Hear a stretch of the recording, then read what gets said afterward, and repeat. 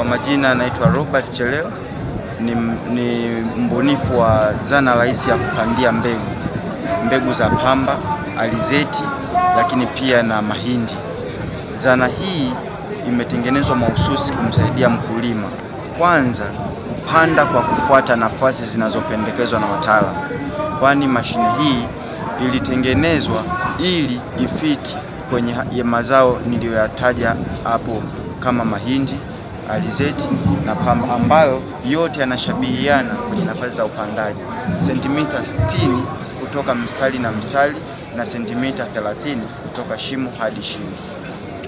Mashine hii ili iweze kufanya kazi, kitu cha kwanza inahitaji uiwashe, na kisha baada ya hapo utavishusha hivi visu usawa wa ardhi, na ukishavishusha usawa wa ardhi utaweka mbegu zako kwenye kibebea mbegu.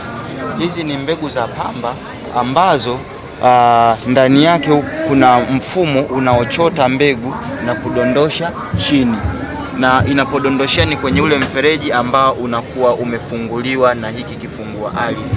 Baada ya hapo kuna kifaa huku ambacho kitakuja kinachota ule udongo na kuruhusu kufikia zile mbegu zilizodondoka kwenye ule mfereji. Kwa hiyo zoezi hili litakamilika baada ya dakika 45 mpaka lisali moja, na itatumia mafuta ya petroli kiasi cha lita 1. Mashine hii inafaa kwa jinsia zote mbili, wanawake na wanaume, wazee lakini pia na vijana. Ikumbukwe sasa kwenye kipindi hiki vijana wengi wamekuwa kukimbia kilimo kutokana na kuchukua muda mwingi, lakini pia gharama nyingi kuwalipa vibarua. Sasa wengi wamekimbilia kwenye bodaboda. Sasa tukaona tubuni mashine ambayo itafanana na hizo bodaboda, lakini pia ni rafiki kabisa kuokoa muda na kupunguza gharama za kulipa vibarua, ndipo tukaja na hii mashine.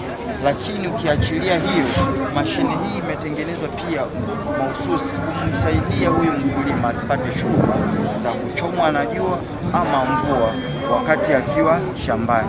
Kwa hiyo kimvuli hiki kinafaa sana kumsaidia huyu. Lakini pia kina sehemu ya breki. Hii sehemu ya breki inasaidia huyu mwendeshaji aweze kupiga breki na kusimamisha huu mtambo pale anapohisi kwamba anahitaji kusimama. Lakini ukiachilia hilo,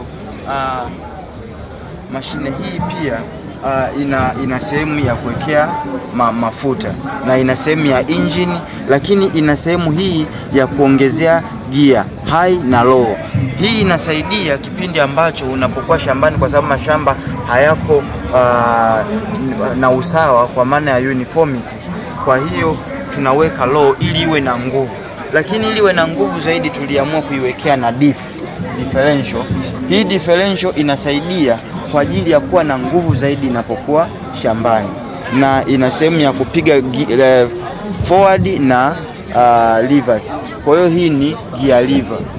Kwa namna hiyo sasa, mashine hii tuliweza pia kuitengeneza kwa msaada wa kutoka Costech. Hawa Costech wamekuwa ni watu muhimu sana katika jitihada za kuhakikisha kilimo hapa nchini Tanzania,